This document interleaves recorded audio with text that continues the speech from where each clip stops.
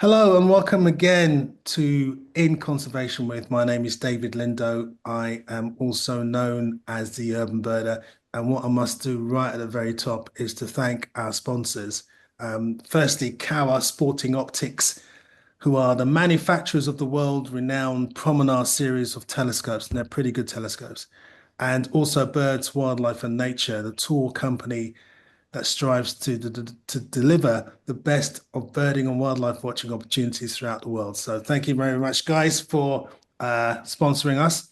And the other thing I need to say is that if you're watching this for the first time, if you're watching this in the future on YouTube, please tell your friends about In Conservation With. I haven't got all the fancy like and subscribe ding dong things. I'm not that sophisticated. I'm very low tech, as you can probably guess. But please tell your friends, like and subscribe. And as I always say, tell a few of the people you don't like as well, because maybe it might make them better people. Okay. So do that, and that would be fantastic. And also, if you're new to In Conservation With, it's all about interviewing people who are movers and shakers in the world of conservation. They could be journalists, there could be any kind of person actually in terms of being involved in the world, but also people actually not in the world, but dipping in and doing something amazing because they are the people to me that really bring new ideas and bring in new kind of life into this whole thing we're trying to do here, which is trying to get people to save the planet and to save us, which is what we need to do. So, without any further ado, I'd like to introduce you to my special guest today, Deborah Crooks. Now, Deborah is a lady that, I've never met before, though we have been kind of following each other around, certainly in California. Um, Deborah, how are you and where are you? I'm good. I'm in Alameda, California, which is right on the eastern side of the San Francisco Bay. And I put my background today, which is the Elsie Romer Bird Sanctuary, which is right on the bay and a great flyway for an overwintering spot for lots of shorebirds. And just a sliver, again, speaking of the urban wild natural interface. I mean, it's a sliver of that got preserved by a woman named Elsie Romer years ago, and a little bit of last little vestige of salt marsh, and literally thousands of shorebirds come here every winter. And so it's an example of one person really being diligent and getting things done, and an important part of the flyway. And there are raptors that come through, of course, to hunt those little shorebirds that we'll be talking about. Well, it would be complete, would it?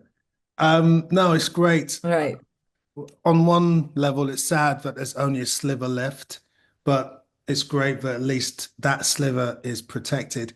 I was saying to Deborah earlier that I've actually, I just said now as well, but I've kind of well, we've been following each other around in the area, but I've actually been to the Bay Area before, which is right next to, is it actually kind of next to San Francisco? Isn't it kind of part of San Francisco? Or is it a separate Oh, city? yeah. This is the San Francisco Bay. Alameda is across the bay. So I'm on the east side of the bay from San Francisco. And this little stretch of wetland is just across a bridge from the wetland you were talking about, Arrowhead Marsh, where you were looking for the Ridgeway rails. So very much contiguous and very much the San Francisco Bay, definitely. There's just Yeah. the East Bay and the San Francisco side, and incredible amount going on in the Bay Area. All our bays, I imagine your bays as well, just how rich they are. Yeah, So, I don't think in the UK we have that many bays. Actually, I think the largest is a place called Poole Harbour, which is in southern England, and that's quite a large, I guess, bay. mm. But then we call them harbours, so maybe it's the same thing.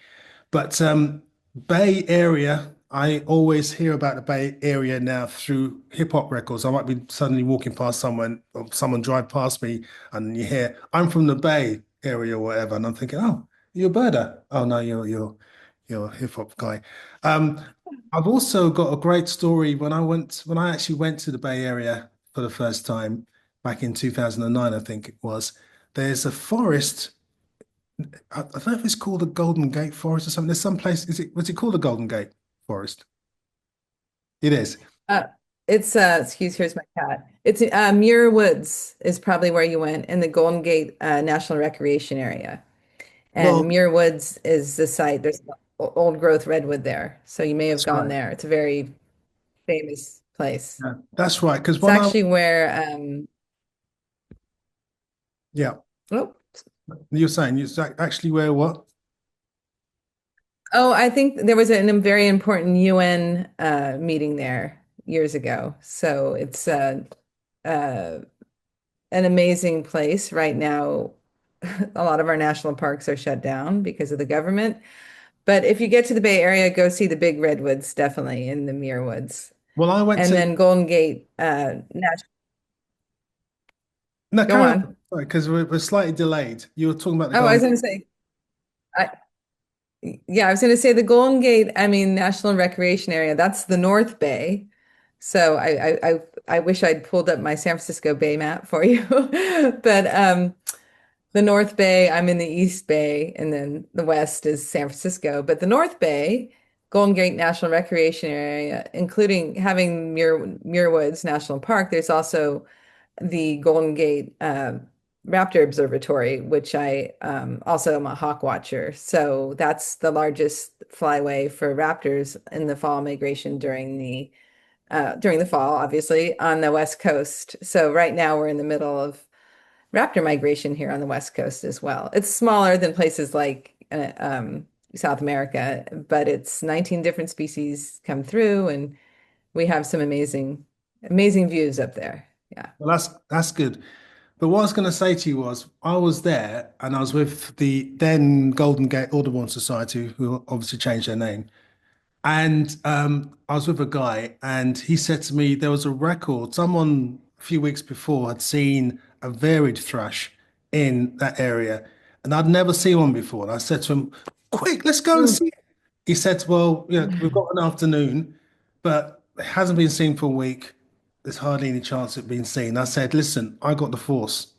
So I remember going with him and we're walking around and literally I had about an hour left. He said to me, there's about a million trees in this area. No joke. There's millions of trees here. I said, don't worry, I'll find it. And I started using the force. I almost had my eyes shut, just trying to find the bird. And then I was aware of a shape in a tree, and I remember looking, and sat there was a varied thrush. I found it. That was a Yep. force in action. I was so happy. That's fabulous. That's I love when things like that happen. Um, I wish I didn't see the varied thrush in Muir Woods. I have seen them in the Northwest, but Yeah. Yes, I heard beautiful. it was a vagrant. But listen, Deborah, before we start talking about your work and this really fascinating idea that you're putting together or have put together with this opera, this folk opera, let's kind of learn a bit more about you. I mean, you obviously are a birder, and how did it all start for you? Um, well, quite young. I grew up in a birdie area in California, but a little south of the here. I always like the word ecotone, the where different habitats meet, and I grew up in a place there was creeks and orchards and at the mouth of some redwood trees and next to a field and kind of rural at the time, not so much anymore. And there was just birds everywhere. We had thrashers. I see there's a thrasher on one of our guests here, and California thrashers would eat the dog food. And I had red-tailed hawks nesting in the on the back hill. We had great horned owls. We had short-eared owls. We had American kestrels. I really learned just how much the seasons were connected to the birds that showed up. We had the swallows, cliff swallows would nest on our chimney. So I just grew up with a really birdie, even before I went to school. I remember my dad noticed that I noticed the hawk nest and gave me he was a land surveyor, so he gave me his old transect to look at it. And so I just kind of didn't know until I was older that people didn't just know the birds. And then when I went to college, I went to college in the same county in Santa Cruz County, I went UC Santa Cruz, and I entered as an English major, but then they had at the time the predatory bird, they still do, the predatory bird research group. And at the time, peregrine falcons were still endangered, and they were one of the hubs for the captive breeding program that was happening between the Peregrine Fund and Cornell and the UC Santa Cruz. They were had many falconer birds paired up in like a barn area with their respective enclosures, and they would take the eggs, they'd artificially incubate them and hatch them, make sure they hatched, and then they'd be released at hack sites throughout the state. Um, and I was so like, oh, that's happening. I want to be an intern and change my major. So I changed my major, interned. At the time, we were doing like captive breeding behavior observations because that was, there was very few falcons in the wild left at that time due to DDT. And I spent a couple summers doing hack sites, living in a tent and helping release the birds. So the whole thing was the birds would be on the cliff near their hack box, which is a falconry technique. And the the attendants, basically we would play the parent. We had a telemetry unit and a gun and a freezer full of quail. And so every morning we'd rotate going out to the cliff and throwing some quail out and then go back to our observation point. And if we had to scare off any animals, that was what the gun was for. And not to kill anything, of course, just to scare them off. And that was really formative. But then I kind of got lost after college, didn't really find any field work and got kind of stuck and then pivoted to writing. And that led to being an artist and creative person. That's the short thing. But birds have always been my big love. And then the past almost 15 years, I've been regularly being a hawk watcher again and found, which leads to my doing this folk opera, found that I lived in a place where there were very easy to observe peregrine falcons that are, of course, are not on the endangered species list due to all that work. It's a very small part of a huge effort. And so was just thrilled and delighted. And then came to learn of the other pressures that even though falcons are thriving in an urban environment, there are other issues that come up because humans are humans. So that's the cliff notes, I suppose, on my bird love. Um, Yeah, it's interesting because last year, or no, was it last year? I think it was last year, or maybe the year before last. I did a documentary for the BBC World Service on peregrines in urban areas. mm, Meant that I came to Kentucky. And in fact, it was last year. I went to Kentucky to see how they were sort of looking after the peregrines there, especially a pair on this in this industrial area. And I also went to Madrid and London. So the peregrine story has been a really successful one, generally speaking. But I know you're going to be telling us a few things that we may not know about the whole peregrine thing. And then you say that, you obviously had that interest, but then you became creative because I also think that, a lot of the time people think that being interested in nature or birding or, biology or whatever, you need to be like this, nature, nature, nature. People don't realize that all these other elements, culture, art, music, it's all one. But a lot of people don't realize that.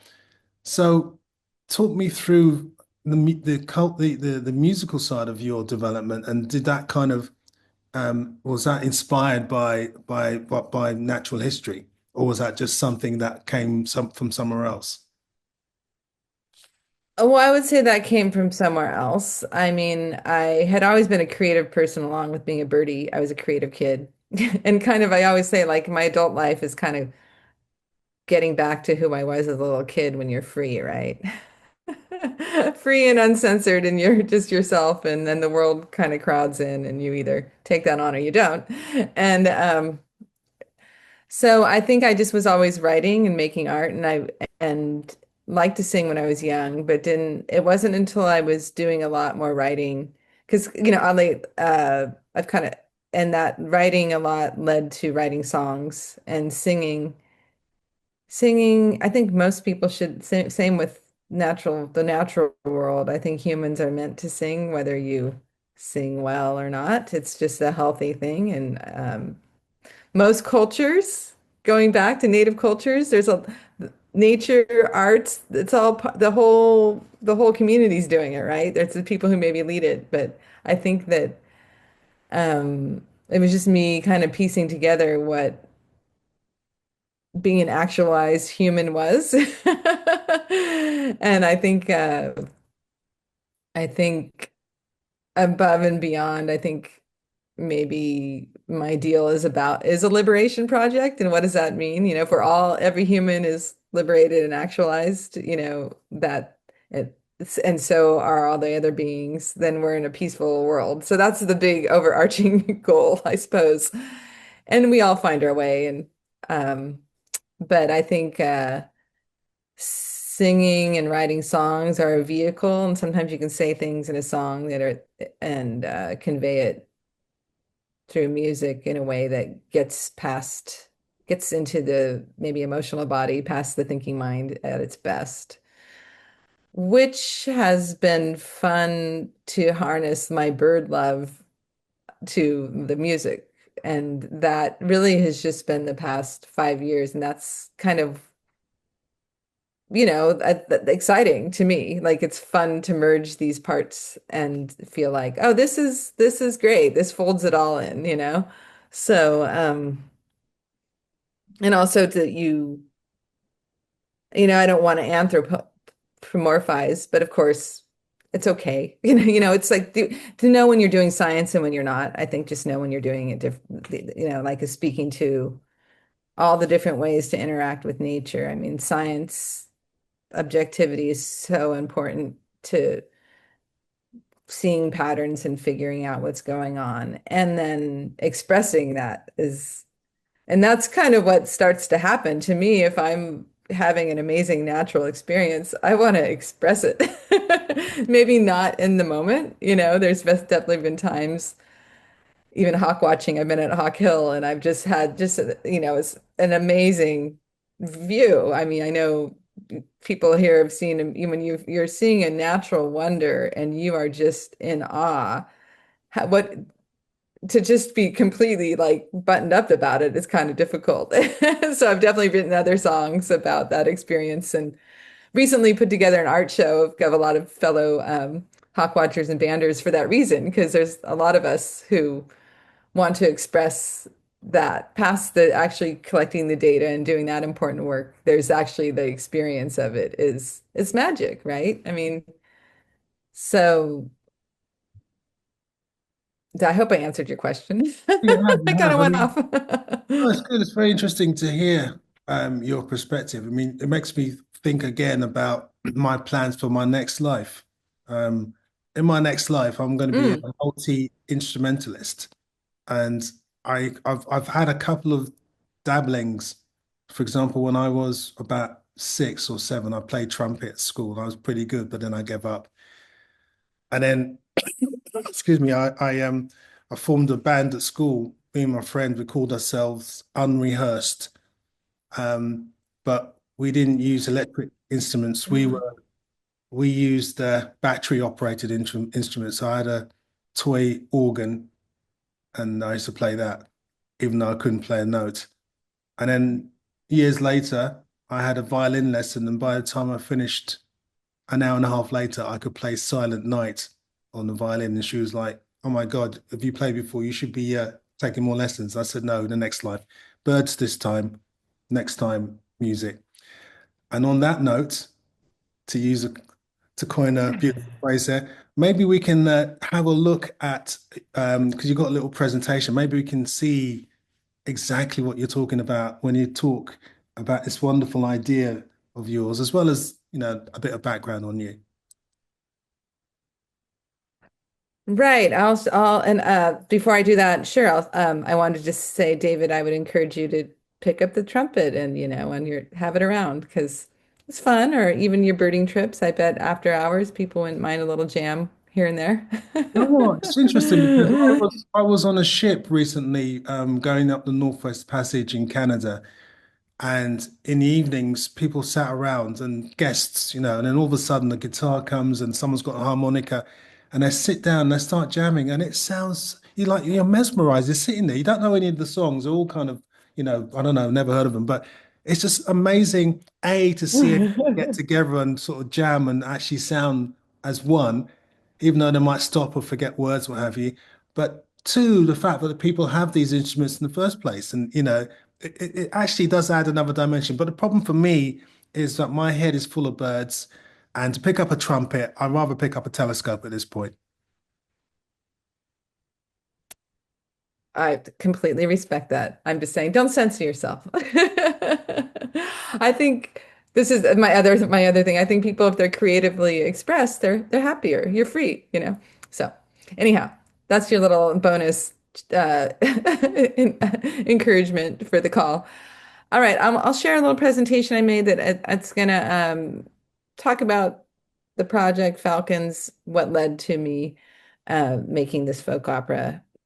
So let's get And that as I say, I think this is a together. really, as you're setting this all up, I think this is a really unique idea. And when I first heard about Deborah and her doing this, I thought, wow, this is, I've got to have this lady on as a guest. And I'm so happy that she said yes. It's really a fantastic idea, and I'm really excited to learn more.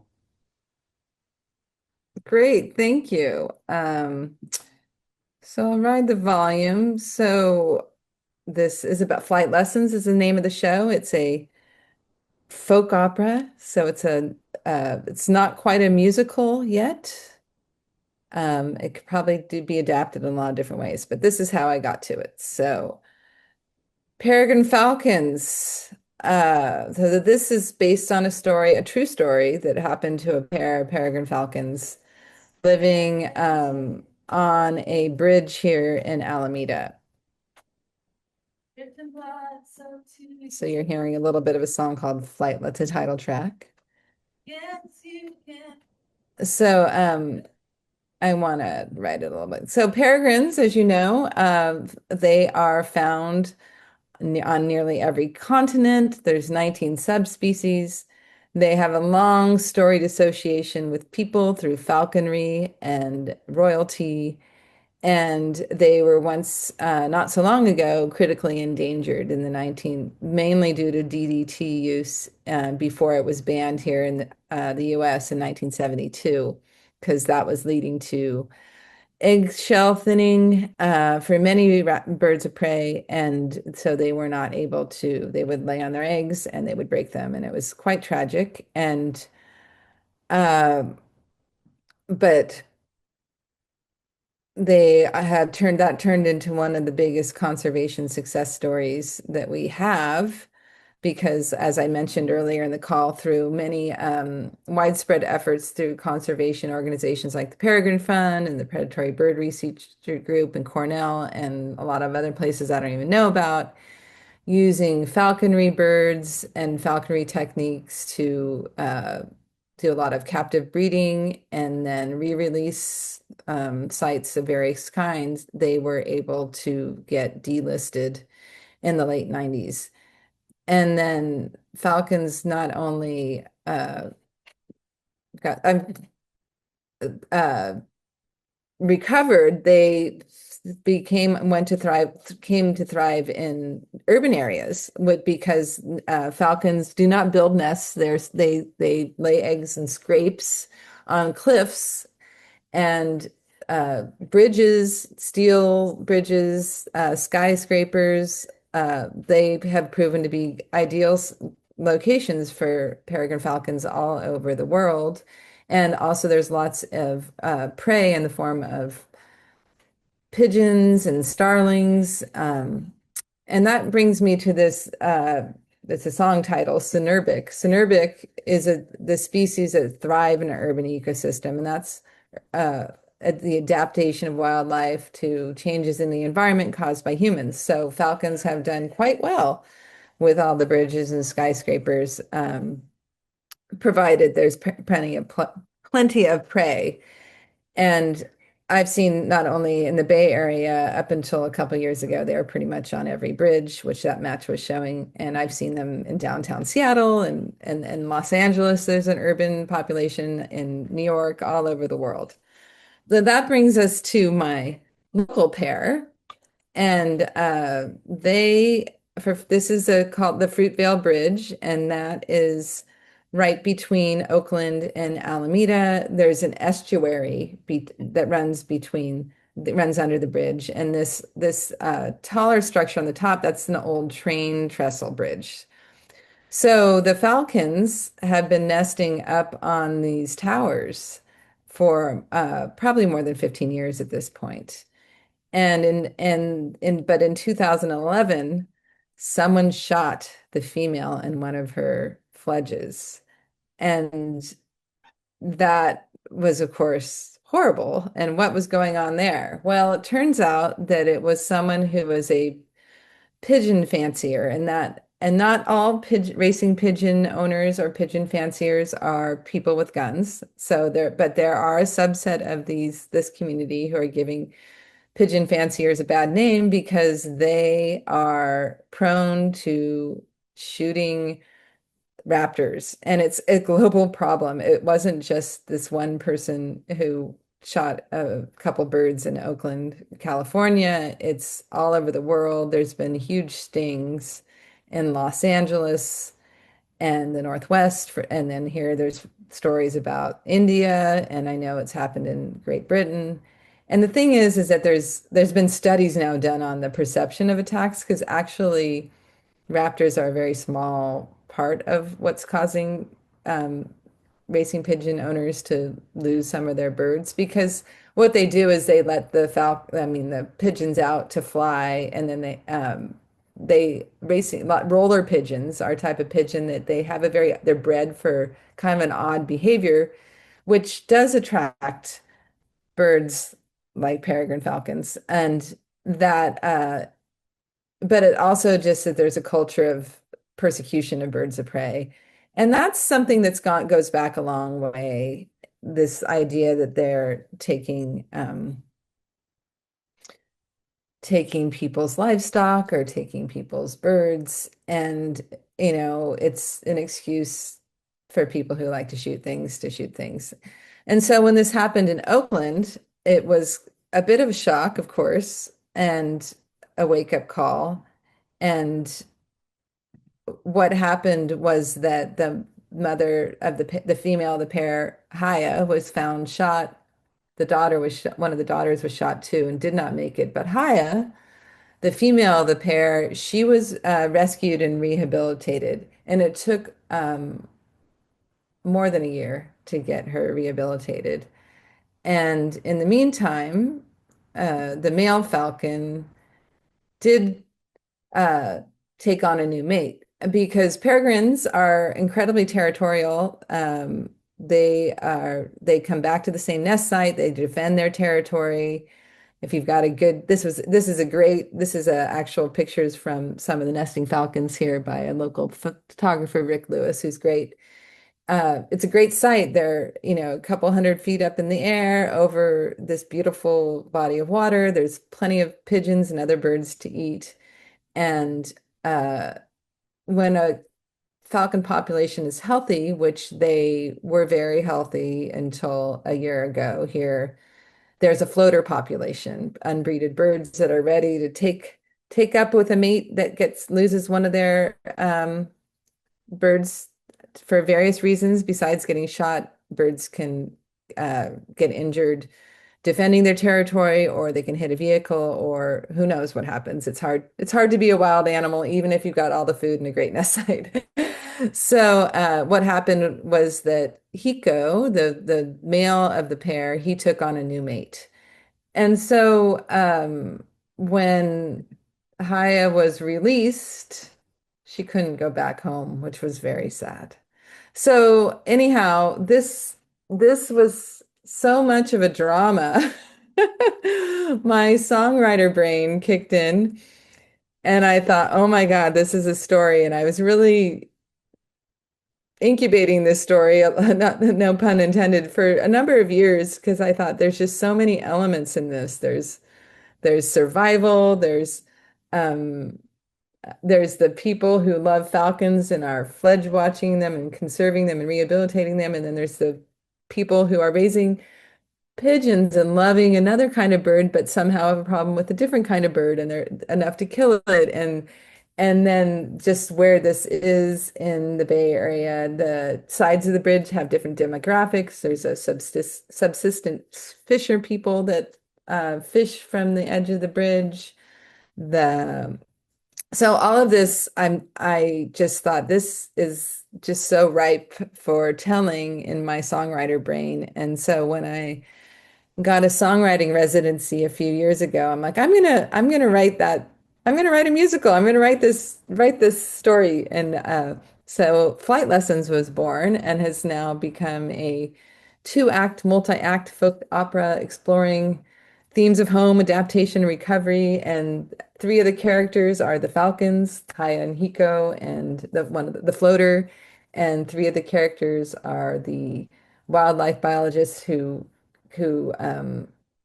monitors the birds and ultimately rehabilitates Haya, and then the pigeon fancier who loves his pigeons but shoots a bird, and then one of the fishermen who live on the side of the estuary because I was taken by all the parallels of the birds' lives with the human lives as well, because as as many places, we have a very diverse population of people all trying to figure out how to live together, and immigrant population trying to figure out how to live here. And then here we have this cosmopolitan bird that knows no borders, but also has to contend with living with the fact of humans of all kinds. So hence this story was born. And we've been doing it for the past couple years. This is just the song list.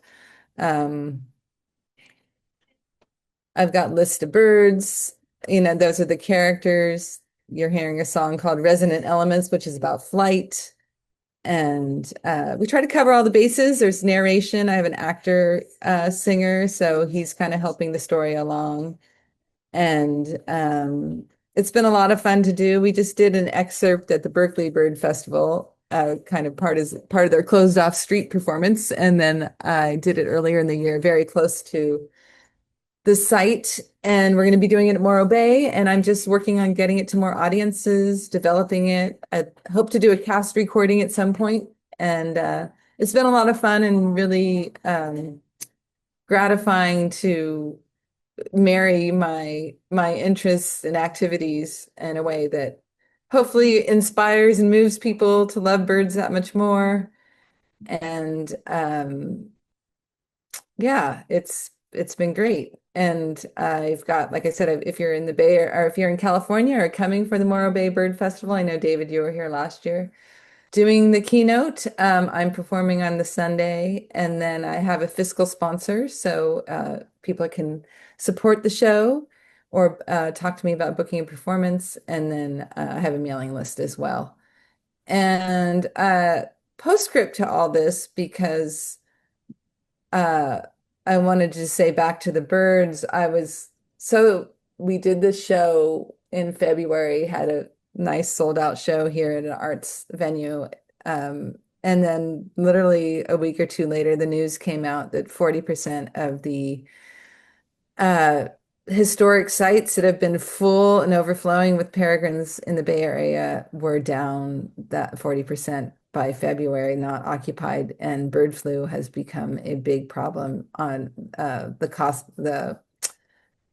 stop the share on the coast here. And so the fruitvale birds there started the season with just the female. She was alone. And then in March, a second year male came and she got him with the program because usually falcons start breeding after 2 years, and he was just on his barely into his second year. But she got him up to speed, and they managed to have two chicks, but then right before fledge, she disappeared. So it's really been sobering as to what's going on with our falcons along the coast. The bird flu tends to be spreading in, of course, wildfowl and with birds that are congregating, and peregrines, coastal peregrines, are going to be eating some of those birds. So it's not 100% sure what the reason is. The scientists are working on that, but that was pretty sad. So I've been have incorporated a little bit like up until recently, falcons were really doing well, and now they've got some other obstacles. So we're seeing there was another very famous pair in the Bay Area, the Cal Falcons that on UC Berkeley, they had a nest cam on their tower birds and they didn't show up at all.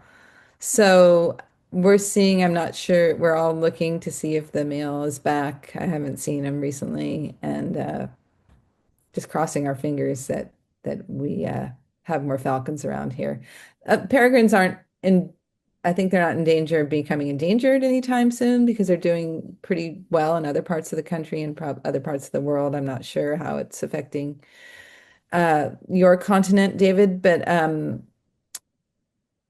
the coastal populations are seeing the most effect. So I don't know, there might be a whole other another folk opera that comes out comes out of this or another scene.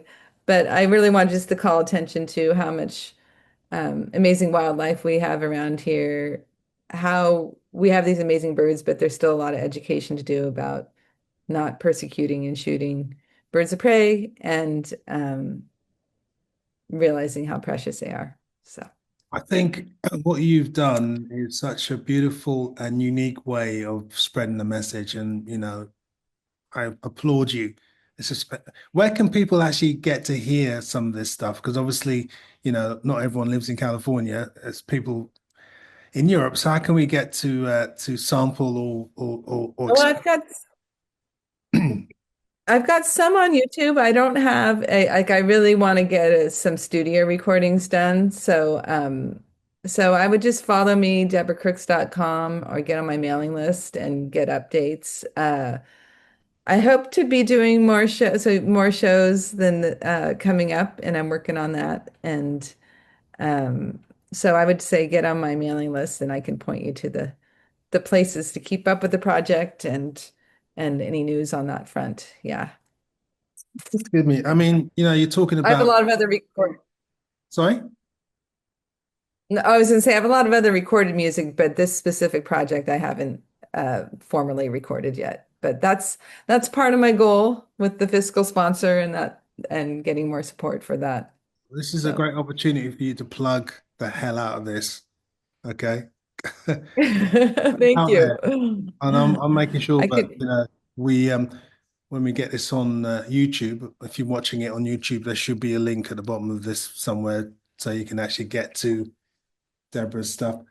Yeah, it's just a sad story with the peregrines because the bird flu thing, actually, I don't think has, even though it's probably occurring here in Europe, hasn't really been a major kind of com commentary, really. It's more about hunting, poisoning, is the main thing, Mm. certainly in Britain, as well as an element of shooting, but mostly poisoning from people, idiots who are like gamekeepers who want to control their. Because the problem is, for example, Manchester in the UK. It's I think Britain's third biggest city, and there's a pair that used to nest. I don't know if they still do, right in the centre in a shopping mall, on top of on the actual one of the letters of the shopping mall, the Arndale Centre. And it's all well and good. They years ago used to have like a big screen up showing shoppers and people walking past, the cam of what's going on, the webcam, and it garnered a lot of information and a lot of interest. But then, as soon as the birds fledge, they fly out into the greater countryside, and that's it. That's where problems start. They get poisoned and all that sort of stuff. So Mm. it's just really sad that this happens. Um, I'm interested. I Is it think. the point? Oh, Go on. sorry. I was Um, going to ask you just a follow-up question. about the poisoning? Is it they're poisoning the raptors specifically, or they're getting poisoned by like lead poisoning and things like that?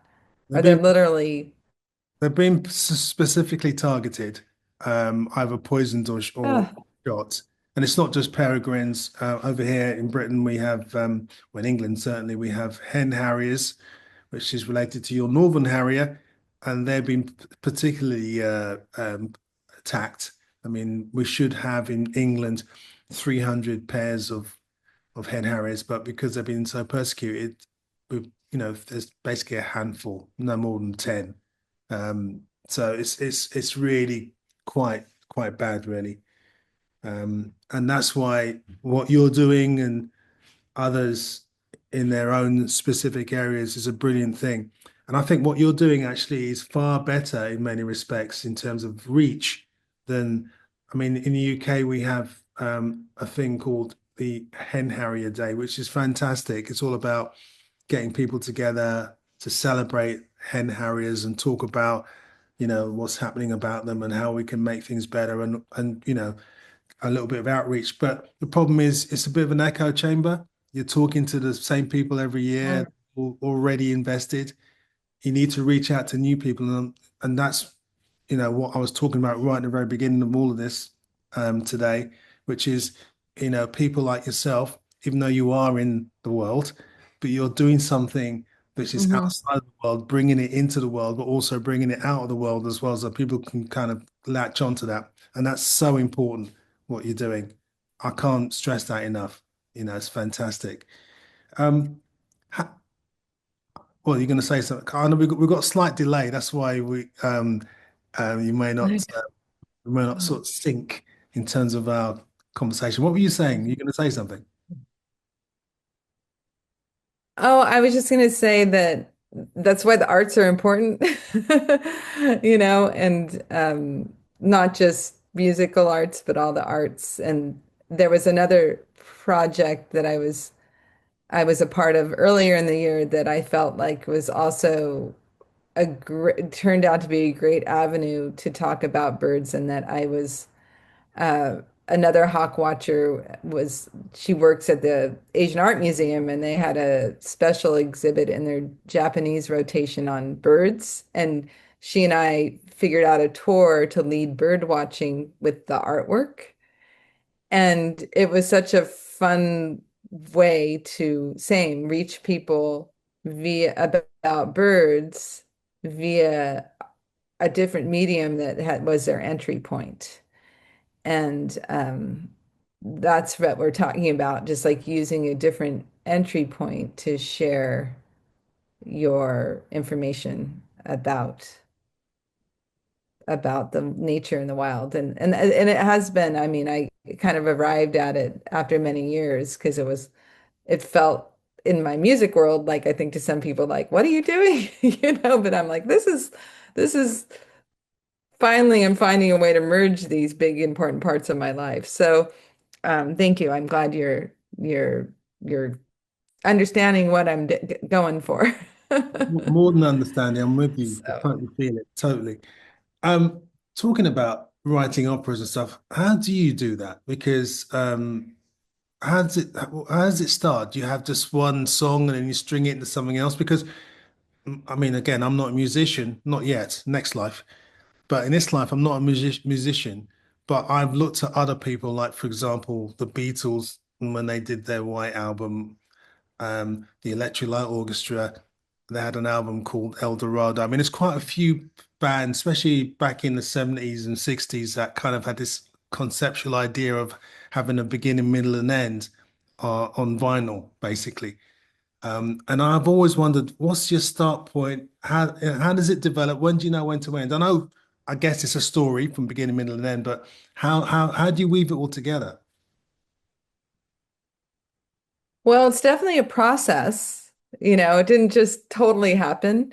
And there was a story, which is the thing was the story presented, it happened. And I decided to take some creative license, obviously. I invented a couple characters based on characters, and then I did not include the part about the the daughter getting shot. And I also end it at her release point rather than what happens after that. So, um, but the starting point was actually writing from the perspective of the one character, the female falcon that gets shot.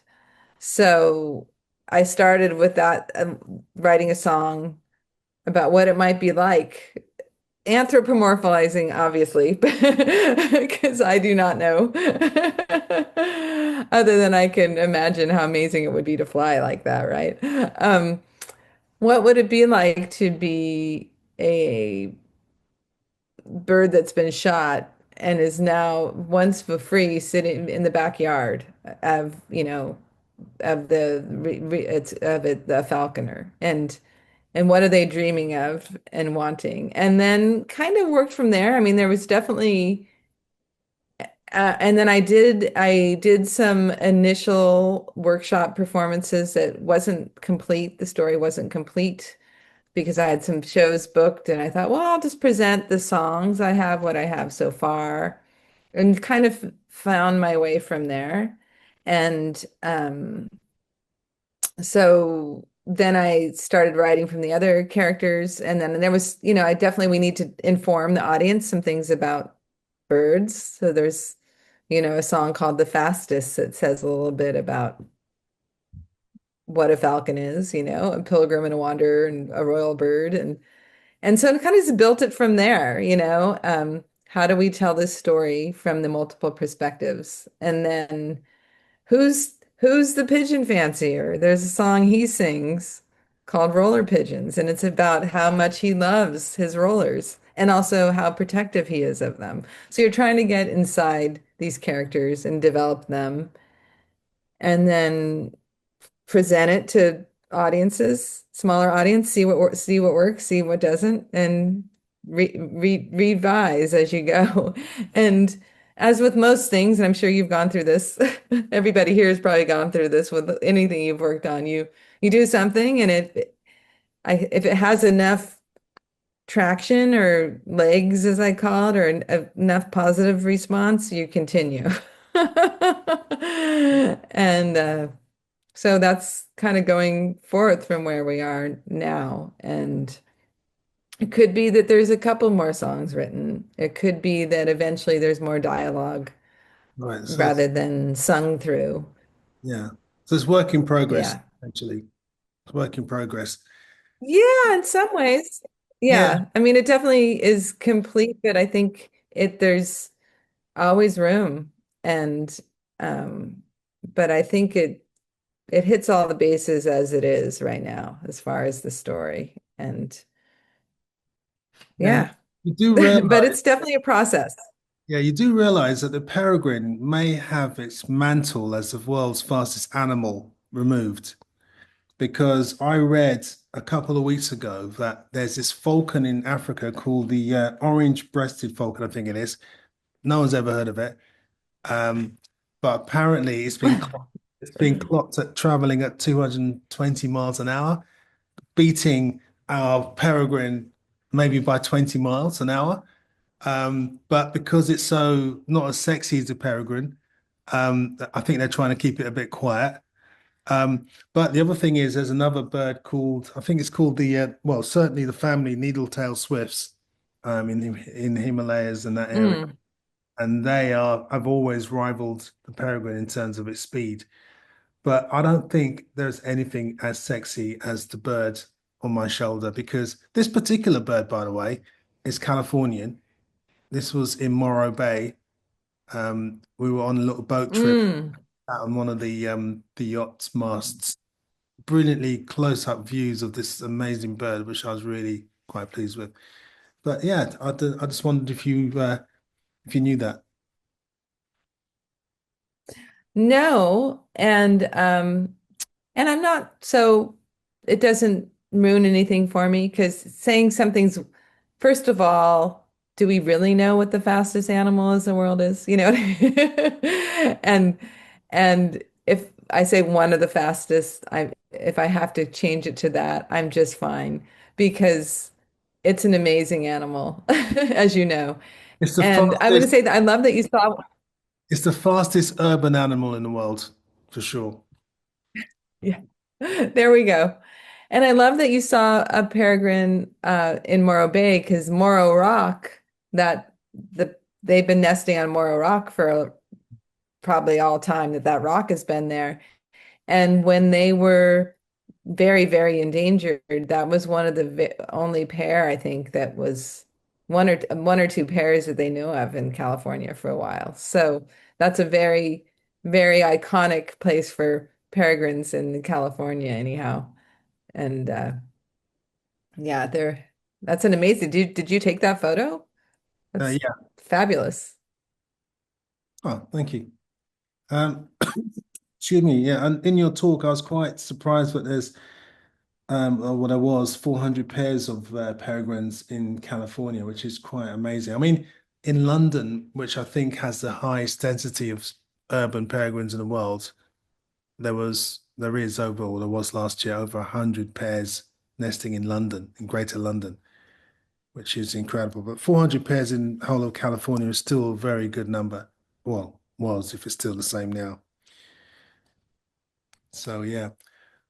What are what's your plans, Deborah? I mean, I know you're working on this. Is your idea to get this sort of on the road across the US and hopefully over to the UK and Europe? Oh, that would be that. Yeah, I would love to be touring this. I'm definitely, like I said, trying to get it booked at more places and supported and get a recording done. And yeah, I would love to see it touring. It doesn't even have to be the same cast, you know. I can see it morphing into more of a theater, musical theater production at some point. Talking to some directors, you know, just seeing where it can go and making it as seeing how far I can take it basically, you know. Minimally, I think, or I shouldn't say minimally, I should say, you know, reaching, yeah, talking with more bird festivals, uh, putting it out to libraries because it has the educational component.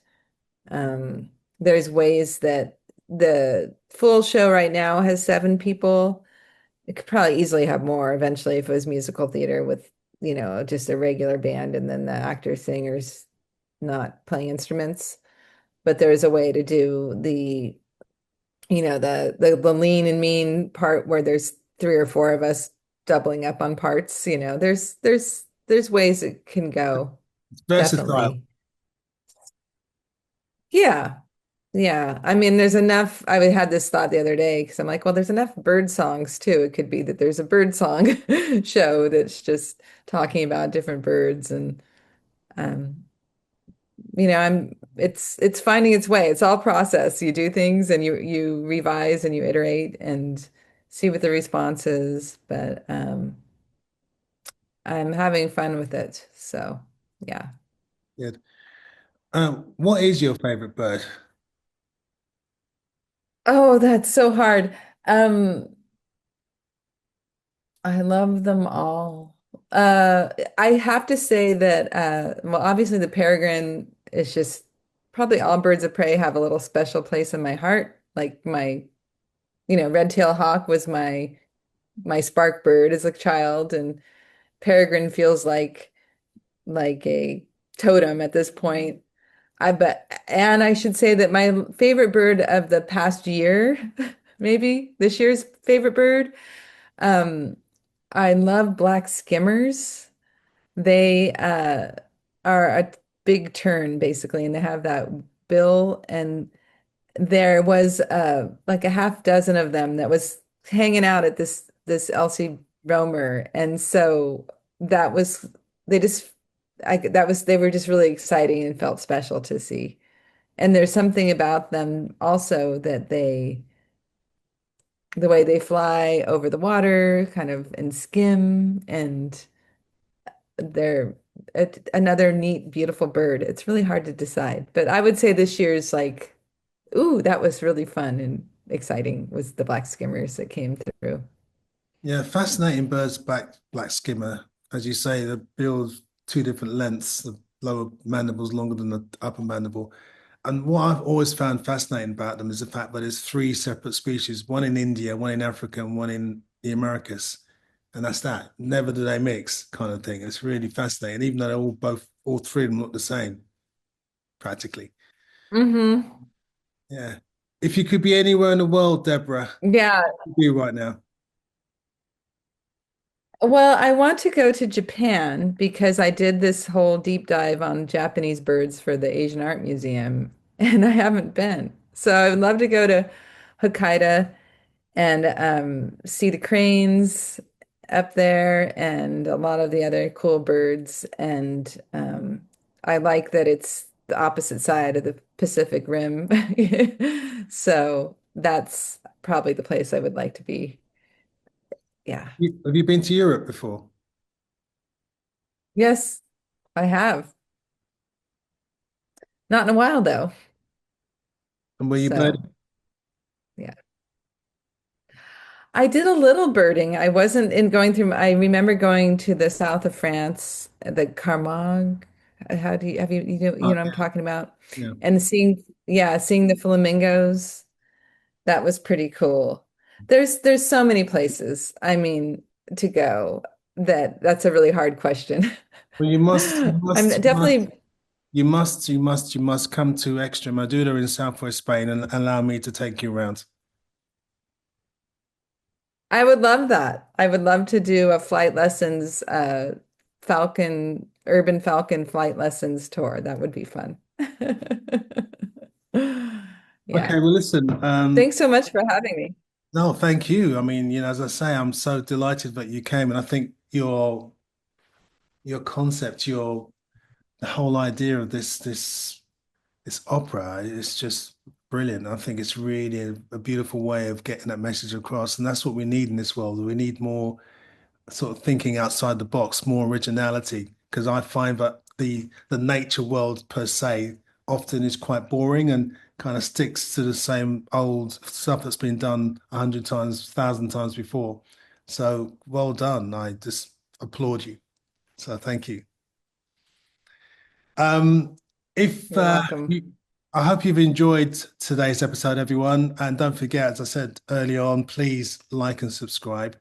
There's going to be a whole ton of new conversations to be had between now and next April 2026. Not that that matters if you're watching it in the future, because you could be 2030 or 2090 now. We're all long dead, but hopefully leaving our mark. So until we meet again, I'd like to say to everyone, firstly, thank you to Deborah, and secondly, keep looking up.